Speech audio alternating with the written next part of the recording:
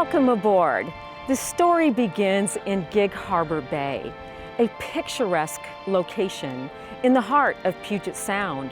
Join us as we enter the fascinating commercial fishing world of adventure and romance. Get ready, grab your gear, toss the lines as we head to the open waters.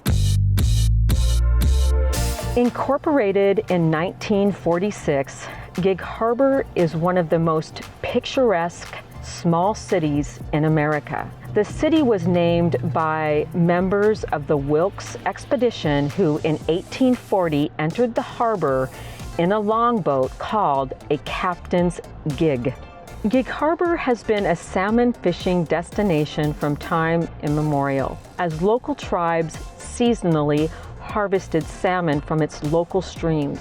Commercial fishing became Gig Harbor's principal industry from the moment 3 Croatian immigrants arrived in the 1860s, having rowed south through the waters of the Salish Sea from British Columbia.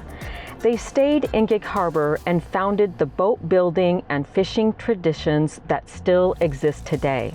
The purse seine Sea Fury is a seasoned salmon commercial fishing vessel.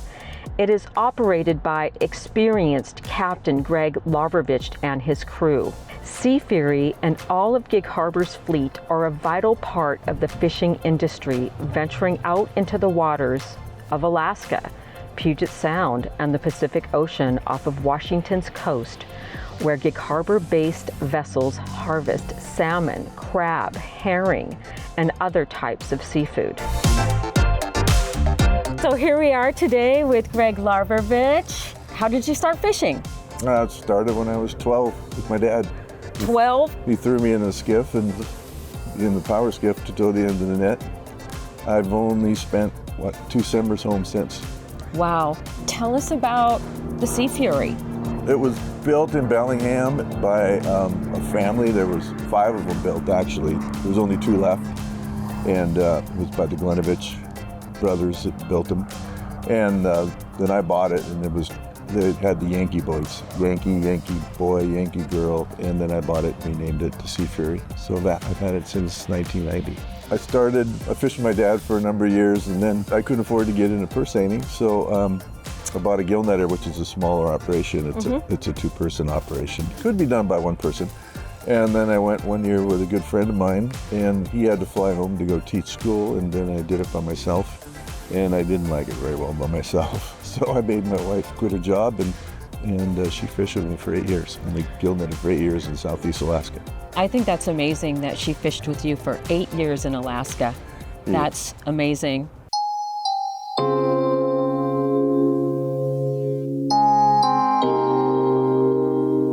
Welcome to our special segment through the history of commercial fishing and the Gig Harbor Boat Shop sponsored Crew School, a purse seine vessel crew member training program where participants learn what it's like to crew on a commercial fishing vessel. Celebrating Gig Harbor's historic working waterfront and the craft of wooden boat building, the mission of Gig Harbor Boat Shop is to perpetuate working waterfront skills, uses, and traditions at the historic Eden Boatyard and aboard classic vessels of Puget Sound.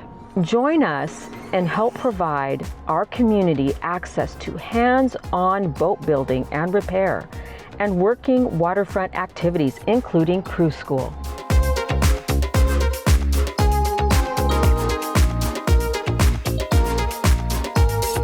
Guy, how did Crew School get started? Well, Greg Larvovich and I saw a need to train potential crew members and introduce them to the possibilities of crewing on a commercial fishing vessel. Back when I was a kid, it was difficult, if not impossible, for some to get on a fish boat. It was such a popular thing to do, go to Alaska and make your summer money. Nowadays, it's been turned on its head for one reason or another. For that reason, and we wanted to introduce potential crew members to commercial fishing, the idea being they could self-select to a degree and not get to Alaska and decide this isn't for me. That's the inspiration. I'm excited about the commercial fishing home port that you've told me about. Give us an update. Well, we're excited too, and it's true that commercial fishing has a storied past and a vital present, but it's harder to see than it once was, given the reuse of many of the fishing family waterfront properties. Fishing boats are now clustered at the few remaining private fishing family properties, or in many cases, local fishermen need to moor their boats in other towns. Gig Harbor is the only place we know of from Southern California to Northern Alaska that continues to rely on private property for commercial fishing fleet moorage. We're at a crossroads and just a few properties away from losing the fishing traditions that define this town. The future of commercial fishing is here at the city-owned Ansich property. This site is a historic fishing family property designated for public commercial fishing use. And the home port design is complete. Over $1 million have been spent to date, and we are all hopeful that the city will continue to push the project to get it to completion.